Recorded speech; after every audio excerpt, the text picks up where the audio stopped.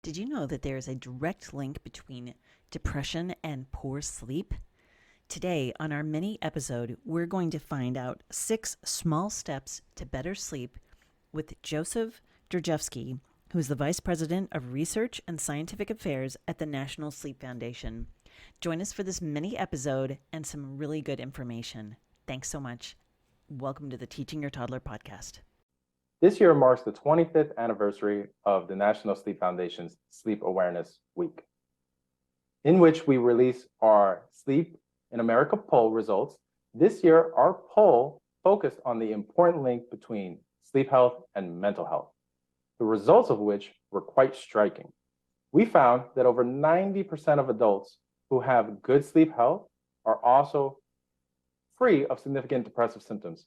However, nearly 7 out of every 10 adults who are dissatisfied with their sleep also experience mild or greater levels of depressive symptoms. We also saw elevated levels of depressive symptoms in individuals who experience only 2 nights per week of difficulty falling asleep or staying asleep, and in individuals who do not get the NSF recommended 7 to 9 hours of sleep per night. So in fact, there is a quite clear and strong relationship between our sleep health and mental health. The National Sleep Foundation is committed to helping anyone and everyone be their best slept self. Towards this end, we recommend 6 small steps that everyone can engage in. During the day, we encourage people to get exposure to bright light, especially during the morning hours, to be more physically active, and to eat their meals at consistent times. In the evening hours, we want people to avoid nicotine, alcohol, caffeine, and heavy meals before bed.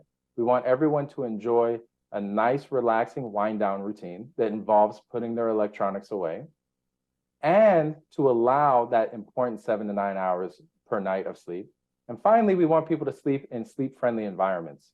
Keep your bedroom cool, keep it quiet, and keep it dark. Finally, importantly, in our poll, we found that adults who practice high levels of these healthy sleep behaviors, not only do they have better sleep health, but they also are free of significant levels of depressive symptoms. Now, there's still more progress to be made. On average, the typical US adult engages in only about 60% of possible healthy sleep behaviors across the course of a typical week. Much more awareness and work to be done. On that note, I encourage all viewers to visit us online at thensf.org for more information on how you can become your best slept self.